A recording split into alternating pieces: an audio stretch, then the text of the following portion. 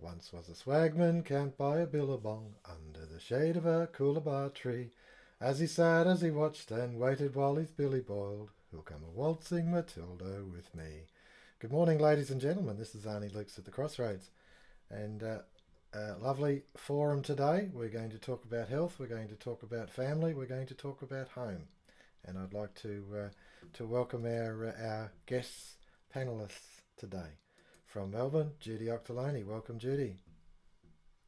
Thank you, Arnie. Morning all. And from Narracourt, Jenny Grundy. Welcome, Jenny. Good morning, Arnie. Good morning, ladies. And from Adelaide, Beata. Welcome, Bibi. Good morning, all. Thank you. Okay. All right. I'm going to actually get us in amongst the hornet's nest first off, because I think it's important that we actually have a look at what's going on out there in the, I call it the real world. The real world. What's actually going on out there? What are people doing that's actually so important about the family?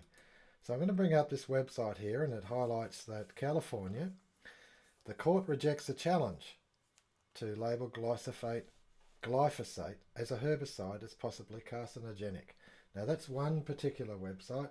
There's another website here, and it's again the same thing. Warning glyphosate. California wins its legal defence. And finally, I'll just bring this other one up, which of course goes back to the history of Monsanto, and bearing in mind that I believe Monsanto and Bayer are merging, that Monsanto has been bullying governments to accept its chemicals and its Roundup Ready crops and all that sort of stuff for well, more than 20 years. And anyway, we're just bringing up a website that I use as reference for health matters, is Natural News, Mike Adams. And I did a search on glyphosate, and lead article, which is this one here at the top, Monsanto's Roundup decimates the microbes in the soils and the human gut. And I think this is most important. So, Judy Auchterlonie, I'm going to give you the floor to start this discussion. Welcome. No, thank you, Arnie. Yes, I just Roundup's been an issue for so long. We've been aware that it's not good for so long. It's been good actually to do some more thorough research on it, and I've got a lot more to do yet. But I noticed that they're claiming that it causes, from a study done with rats, it causes fatty liver disease in people. It causes abnormal changes in the gut microbiome, and that's a real issue nowadays, because we keep hearing that if our guts are not healthy, then we are not going to absorb the proper nutrition that we're feeding into our bodies, and that's an alarming that's an alarming thought. Any move to put Roundup where it belongs, which is out of existence, I suppose, is a fairly challenging thing to be saying, I know, but any move to reduce the use of Roundup and to alert people about Roundup is a good thing. Thank you for that, Judy. Now I'm just going to touch on something here, and that is a work practice we have at home, and that is that I take high dose vitamin B, and I've been taking it for quite a while on advice from those who actually go out and have a look at what's required to develop your thinking of your brain. I also have honey. Now we're fortunate we're beekeepers, so we've got plenty of honey. But the high dose B is to do with the microbes in the gut. It's to do with actually having a proper bacterial flora in the gut, so that it actually feeds the brain. And I think that that's a most important thing to understand. That's part of my health management, is to feed my brain. Okay, Jenny Grundy. Yes, I think vitamin B is very important, and I have heard it's good to, take it as a complex all in one, so you're getting a little bit of all of them. But if you're short of something in particular, well then of course you can take either a B12 or a B6 or whatever the case may be. But the the glyphosate, it's interesting that they developed a glyphosate to use on crops, GM crops, genetically modified crops, so that they could spray whenever they wished to deal with weeds and it wouldn't kill the crop. So this has been a big selling point for a lot of people, because that was always the trouble, to deal with the weeds, even though we know weeds can be good. But on intense farming, large acres, people wanted to be able to deal with weeds quickly. So the ordinary crops would die if they were sprayed. So they developed the genetically modified crops supposedly for our benefit. But of course, a lot of people are against eating genetically modified grain or seeds. Okay, thank you for that, Jenny. And I'm just going to just pull the book back a bit, please, baby. I'm just going to cut across to Beata, and she's got this book there, Genetic Roulette, and I'd like you to have your opening remarks, Beata. Hello. This book has been published 20 years ago, and it contains a lot of studies and information and cases actually of people getting sick, and also records the death, I believe, of some people through eating genetically modified food. And it all comes, as Jenny pointed out, from using the very, very dangerous chemicals to fortify this seed against the pests and diseases. And all that, of course, we imbibing, and that makes us sick. And as Judy said, our gut biome mass is getting less and affected, and hence all the health troubles that we seeing around us. Thank you, Beata. That's a very interesting point. That the that the links, the direct links between genetically modified food and Monsanto Roundup, and with cancer causing, and they doesn't matter how hard the Monsanto fought. In the end, the California courts determined, and I know that the UN has come out with this as well to highlight that Roundup is carcinogenic, and this barrage of lawyers, of expert lawyers, the best in the world, to protect Monsanto from litigation and from this declaration that their product is carcinogenic. And the thing is that you're playing in the very deepest end of the pool here. The amount of money that's up for grabs on this. You're talking about essentially the World Food Bowl, genetically modified food, on the basis that they produce more by volume per acre, and this cancer causing, and then you follow the loop through and you say, okay, so they're cornering the market. They've got a monopoly, and yes, they do. That monopoly is astronomical. It goes across boundaries of countries, across whole continents, and it doesn't matter. You look at India with the effects of genetically modified crops and the mortality rates and the kicking and screaming they're still forced to plant this thing in, and of course the farmers are going bankrupt, and the suicide rate is astronomical because of this. And then at the same time, you put in a causes cancer, and then you say at the same time, well, hang on, what's the involvement with Monsanto, Bayer? These are chemical industries. These are pharmaceutical industries. They're actually producing a closed loop environment where they can just continue to sell to the market. They're not losing by this. Causing cancer, there's actually a financial gain. As sad as that is to say, there's actually a financial gain. It's astronomical, and it's insidious. It really is. Judy.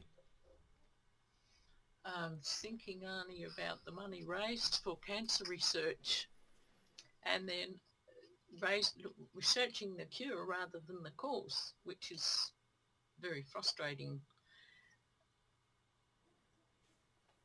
Exactly right. Yes, that's right. That the cancer research is all about finding a cure, but not going to the root cause of the problems. Jenny Grundy.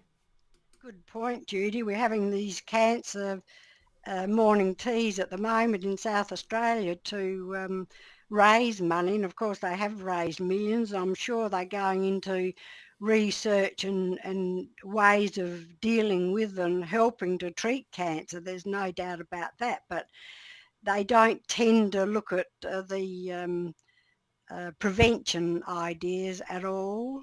And the Bayer and those pharmaceutical companies, they have it tied up, as you say, a monopoly, not just with the sprays and things like that, but with vaccinations and all of those things really that we're having to deal with in our lives. And are they detrimental, and do they have an effect on our health? I think you've touched on some very important points there. All of you ladies have, and that is that are we actually looking at the ethics or the morality of industry? Or is it simply money, money, money? We've got to make profit, and our pursuit of profit isn't necessarily based on ethics or morals, but rather the pursuit of profit at all costs.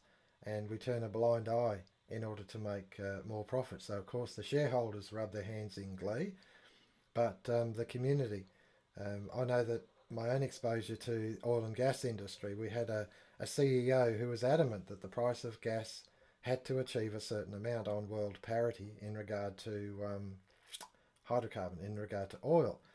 And of course, what that means is that the cost of power goes up, the cost of natural gas in your home goes up, and these utilities that you use, of course, that also transposes into the cost of everything else going up. And so there's an inflationary cycle. And so while the CEO is just looking at the benefit of their particular industry, the ethics of it is that those that are on a fixed income, like a pension, of course, that means that they've got to turn their machines, their gas machines, off sooner, and they've got to use less heating because they just can't afford it.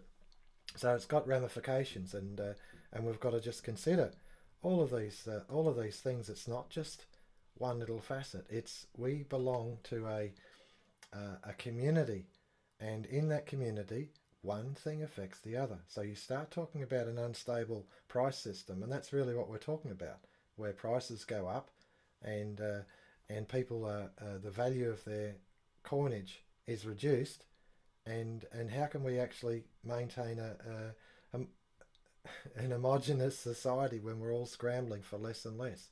It's back to front. All right, Judy. Oh, in my reading, Arnie, I noticed that, I guess we knew it, glyphosate's found in many food products now, and the effects are cumulative.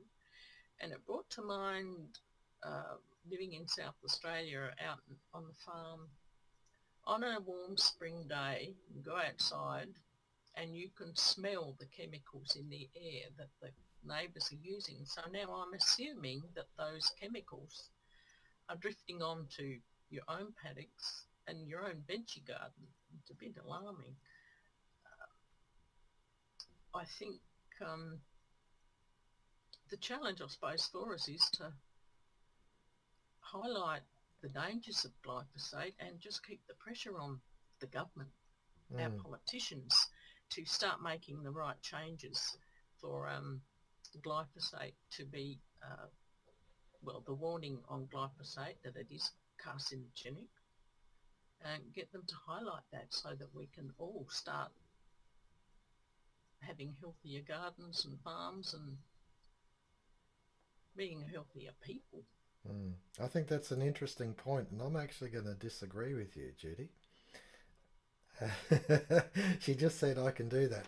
The reason why I disagree with you is because the need is there, absolutely. and the individual should choose to not spray. The individual farmer should choose not to spray, and he's under such financial pressure that he does spray because he's attempting to get a crop in and get a good outcome. And of course, the market determines it, and if the market happens to be a monopoly, and it does, the market is a monopoly, then of course they can control the price.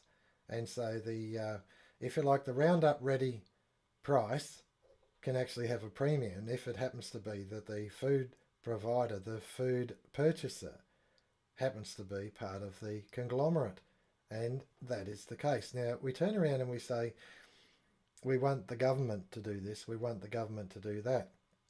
And the problem is that these conglomerates, these multinational conglomerates are so huge, and I can see it in your face now, the pennies dropped, that the governments are actually in their pocket. And by us asking for more and more government to do more and more, we actually are sowing the seeds of our own demise. Where it comes down to it, in my mind, and I'll put it to you that I'll give you a chance to respond to me, of course. I put it to you that the answer is not in more and more government. The answer is that we've got to restore order in our community. And we've got to do that by individuals accepting responsibility and then insisting that we not be in such a state where we can't make these decisions ourselves, and we have to. And of course the government's not going to provide us answers, it's only the individuals and making individual choices. Jenny? Yes, that's very true. Talking about smelling it in the air, I've done that too, Judy, of course, and sometimes we can be driving to Adelaide with the air vent open, and suddenly, I can smell a spray, close the vents. So this happens all the time. Where the vineyards are, of course, they, alongside farming areas, you're not allowed to spray at certain times because they're very sensitive and they don't want to lose their grapes. So the farmers have to be careful when they spray and what they do with it. And of course, getting back to the farmers, I suppose it does get back to each one of us to perhaps begin to use less of these, but firstly to be aware of it all, of course. But the rates and the taxes have to be paid, so therefore people go on and they have to have a crop and so forth. So, but there was a man in Narracourt who quite a few years ago took it upon himself to cut out all sprays, and I suppose he encouraged his family to do it, and I don't know whether they still do it actually, but it was a big thing because things just can run down until you get it on an even keel, I suppose, doing without those things and dealing with your weeds and so forth in your crops. But it was good that he did that, and he's very mindful and about a lot of things in those areas. That's right. It's not an easy thing to do, is to change your work practices. And of course, the trouble is the financial system is geared in such a fashion that your whole livelihood, especially as a primary producer, your whole livelihood is at the gate. It's at the buyer at the gate who purchases what you've spent essentially the whole year developing. And if you don't get a good price for that, then of course you can go broke. So it comes back to, how do they actually control us? And of course they control us using the financial system. That's what this whole thing is about. And unless we come back to reordering society in a fashion where we can actually buy what we make, and this progressive debt that goes on and on and on forever. You look at the world debt clock. The world debt clock the other day, I read an article where it was tipping over the point of saying that the whole world, if it worked non-stop for 3 full years, the whole world, if it worked non-stop for 3 full years and gave all of that produce to the central bankers, and that's the 1 in a million, there's probably 3,500 central bankers in the world, and there's 3,500 million people in the world. So 3,500 people, 1 in a million. If the whole world gave everything it produces for 3 whole years, to these central bankers, it would clear the debt, but it would not pay for what it actually takes to produce that 3 years worth of production.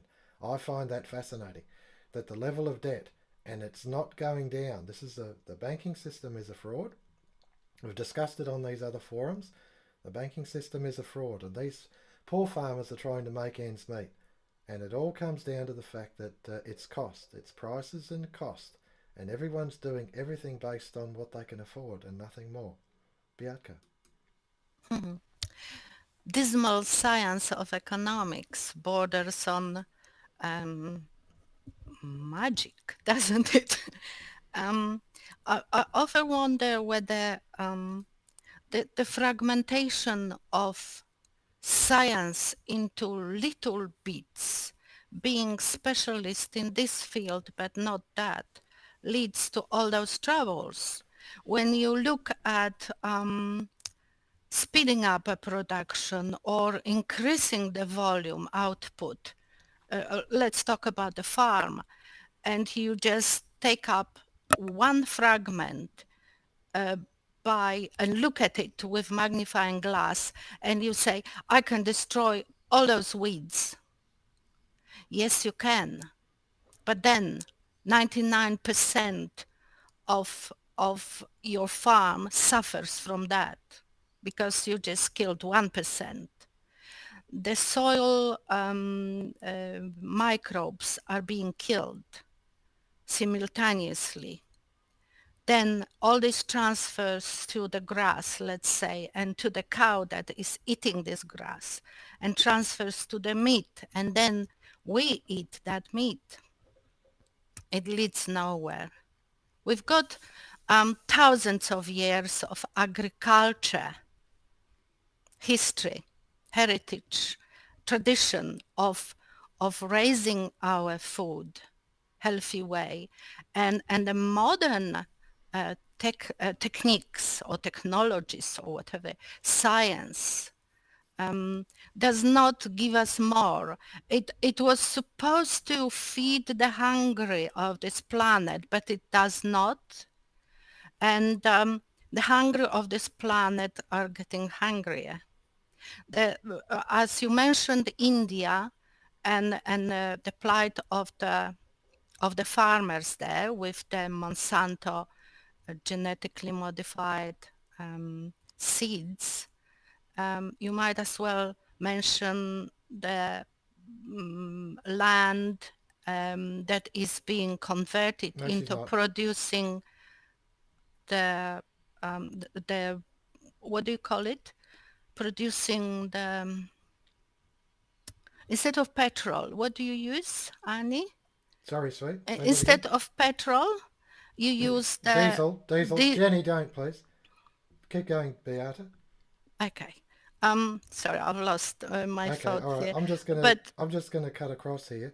What's happening is we're having a bit of transmission bouncing through Victoria and South Australia, but what we're receiving here is solid. So I'm going to go back to Beata and let Beata have the floor. Keep going, Beata. Oh,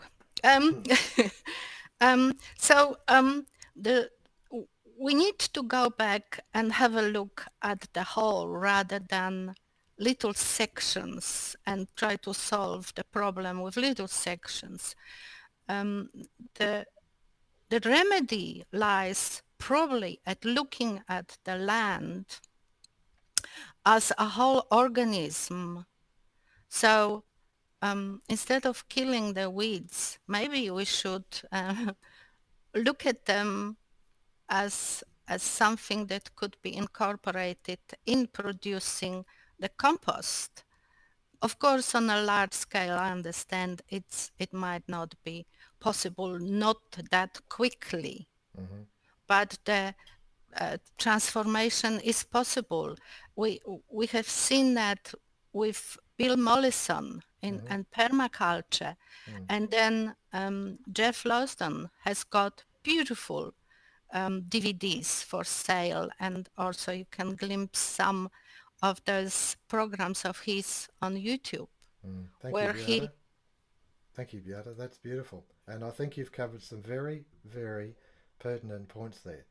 That the organism we call the world is not fragmented in a sense. And if we do just look at weeds and say, right, we want to destroy these weeds, instead of looking at the organism called the crop, the land, the soil, and the human being or the animal that participates in the consumption. And on that basis, then the science, if it is to be science, can't actually narrow down and say, well, yes, we produce by volume more of this or that, whatever. But the fact is the food that's produced is destroying the flora, the gut flora, and is cancer causing. And so these have got significant ramifications to the whole organism. And so the science is flawed simply because it's narrowed down to such a specialist area. And we need to take into account the wholeness. And this to me is where the ethics or the morality of something comes into it. It's not money, money, money. It's actually, is this good for us or is it not? And I'm of the view that it is not. All right, Judy. No, those farming practices today, Arnie, well,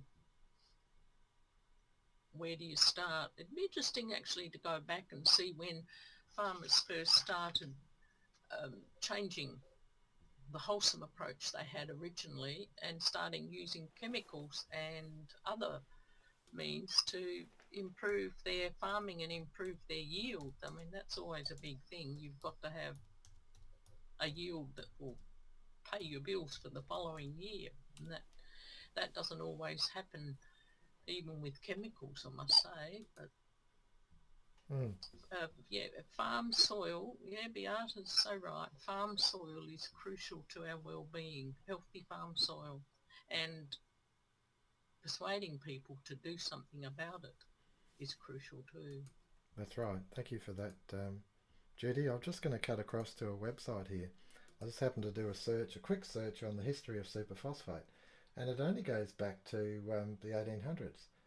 The early 1800s, in agricultural chemistry, the French chemist in 1834, etc., etc., and then in 1843, superphosphate was actually devised. Jenny Grundy. Yes, more and more people are seeking to grow and sell organic food, which is a good sign. It starts in a small way, doesn't it? And, super, of course, not so many farmers use that these days either. They tend to go for more organic fertiliser.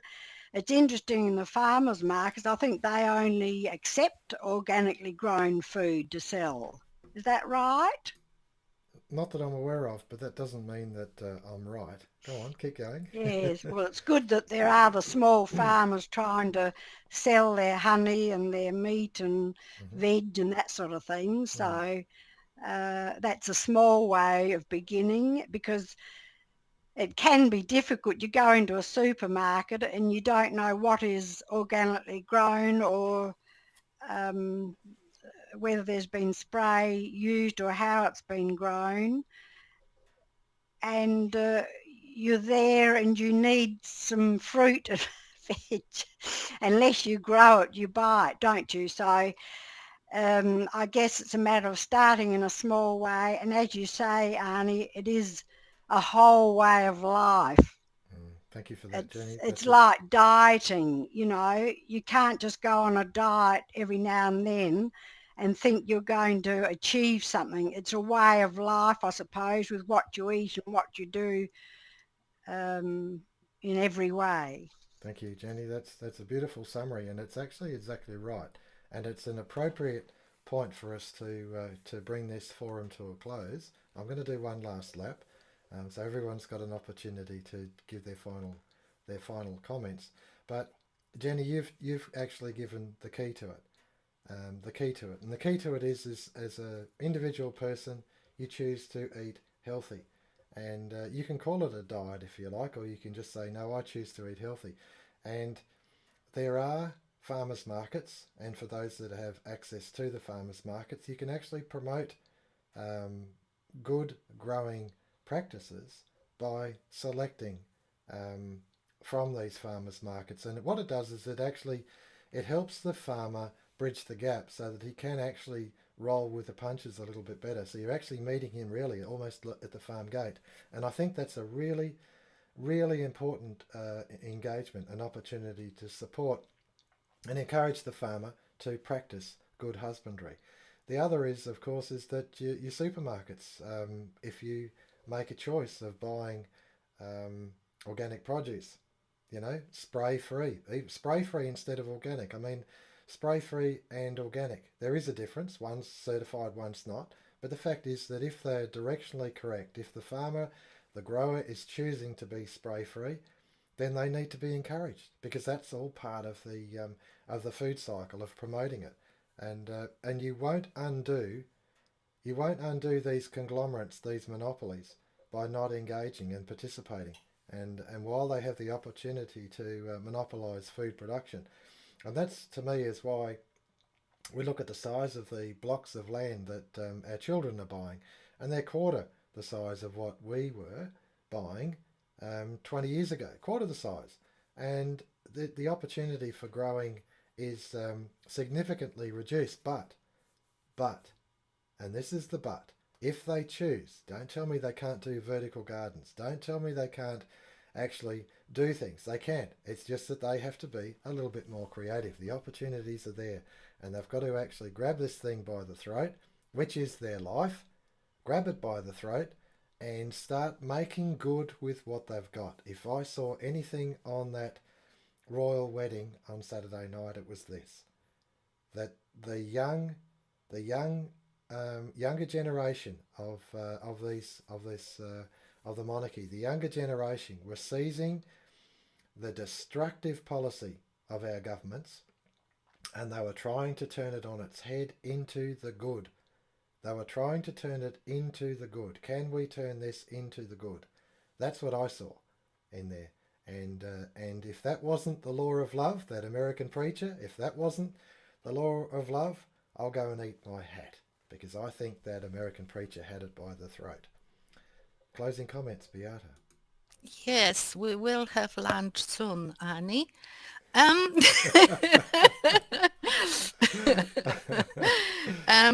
I would like. we've got vegetable soup with broth, with bone broth, very healthy.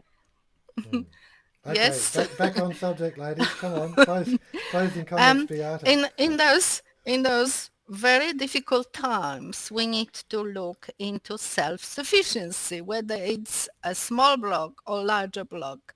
We can really do a lot. We forever asking our children and young people that are buying homes, why do you want to plant ornamental tree instead of an orange tree, for example? You only have space for one tree. Use it for something useful. And they don't see it, but this is necessary in those very difficult times to have a tree that bears fruit that you don't spray, basically. That's So right. we always make those comments. Look Excellent. after yourself. Don't rely on anyone. Don't trust anyone with your food. Doesn't work. Thank you, Beata. That's beautifully said, and I completely agree with you that you've got to take it by the throat, take it by the horns yourself, and drive this thing called health. The diet is a lifestyle choice. Closing comments, Judy.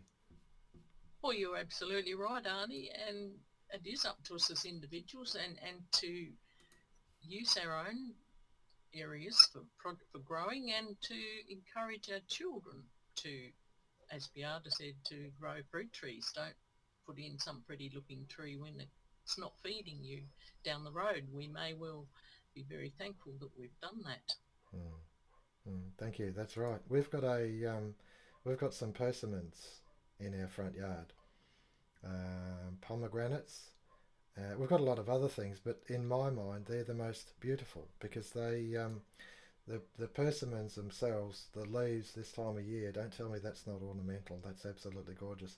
And the pomegranate, the vivid green leaves, and it's not like it needs a lot of water. They're actually a very robust tree, and the food value in the fruit is wonderful.